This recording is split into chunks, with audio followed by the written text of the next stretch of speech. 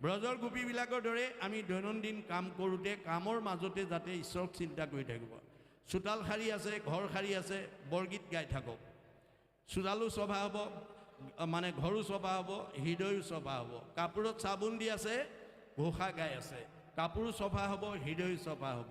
কাঁহী বাতি ধুই আছে, ভগৱন্তৰ নাম লৈ আছে, মানে হৃদয় চফা হ'ব, কাঁহী বাতিও চফা হ'ব।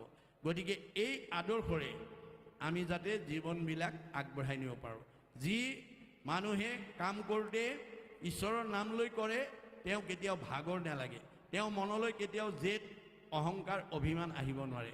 গতিকে কাম কৰি থাকোঁতে যি হাঁহি থাকিব, সি সদায় আনন্দত থাকিব পাৰিব, তাৰ কোনো ভাগৰ আদি নালাগে। গতিকে আমি কৰ্মবিলাক কৰোঁতে যাতে ঈশ্বৰৰ নামৰ মাজেদি আমি যাতে যি জানো আপুনি গাই থাকিব লাগে, গাবৰ কাৰণে যত্ন কৰিব লাগে। নাৰায়ণৰ স্মৰণেহে পৰম মংগল। ভগৱানৰ নাম স্মৰণ কৰিলেহে মংগল আহিব, নহ'লে অমংগল আহিব।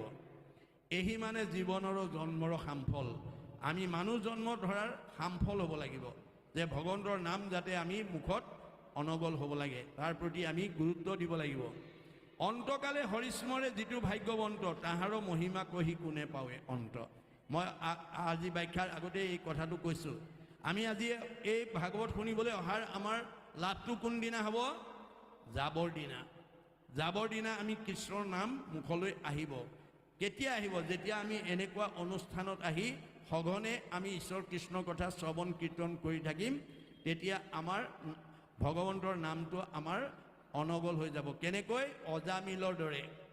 অজামিলে 10 নম্বৰ ল'ৰাটোৰ নামহে নাৰায়ণ থৈছিলে, নাজানে ভগৱন্তৰ নাম বুলি। কিন্তু সকলো সময়তে আহ নাৰায়ণ, খা নাৰায়ণ, উঠ নাৰায়ণ, পৰ নাৰায়ণ, কৰ নাৰায়ণ, যা নাৰায়ণ কৰি থাকোঁতে গতিকে জানিবা নাজানি কৰে নামৰ কীৰ্তন, তথাপিতো পাপদোহী নামে কৰে চন। গতিকে পুতেকৰ নাৰায়ণৰ নামটোত 4 বেদৰ 4 অক্ষৰ সংযুক্ত হৈ আছে বুলি মাধৱদেৱে ঘোষাত লিখিছে। 4 বেদৰ 4 অক্ষৰ সাৰ কাঢ়ি আনি ব্ৰহ্মাদেৱে বেকত কৰিয়া থৈলা নাৰায়ণ নাম। সেই নাৰায়ণ নাম লয়া শুদ্ধ কৰোঁ আমি চিত্ত কায়া, হৰি সন্তোষৰ কাৰণ আন নজানি। গতিকে সকলো সময়তে যদি ভগৱন্তৰ 1000টা নামৰ পৰা এটা নাম আমি লৈ থাকিব পাৰোঁ, গাই থাকিব পাৰোঁ, কৈ থাকিব পাৰোঁ, তেতিয়া আমাৰ হৃদয়খন আপোনা আপুনি পবিত্ৰ হৈ যাব।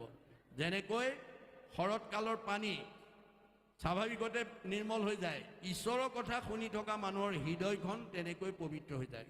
কৰ্ণপথে ভকতৰ হিয়াত প্ৰৱেশী হৰি, দুৰ্বাসনা হৰে সমস্তই, জলৰ যতে কমল যেহেন শৰতকালে স্বভাৱতে নিৰ্মল হয়। শৰৎকালৰ পানী যেনেকৈ স্বভাৱতে নিৰ্মল হয়, কৃষ্ণ কথা শুনি থকা মানুহৰ হৃদয়খন তেনেকৈয়ে পবিত্ৰ হৈ যায়, ক'ব নোৱাৰাকৈ মনটো পবিত্ৰ হৈ যায়। গতিকে সেইকাৰণে আমাৰ এই আদৰ্শৰে আমি লাভ কৰোঁ। এতিয়া আপোনালোকৰ ইয়াত ভাওনা আছে নেকি বাৰু শেষৰ দিনা? গতিকে আপোনালোকৰ এই নামঘৰ অনুষ্ঠানত আমাৰ উঠি অহা ল'ৰা ছোৱালীবিলাকৰ দ্বাৰা আপোনালোকে ভগৱন্তৰ নিৰ্গুণ কৃষ্ণৰ গুণলীলা পৰিৱেশন কৰিবৰ কাৰণে শিক্ষা দিব লাগে।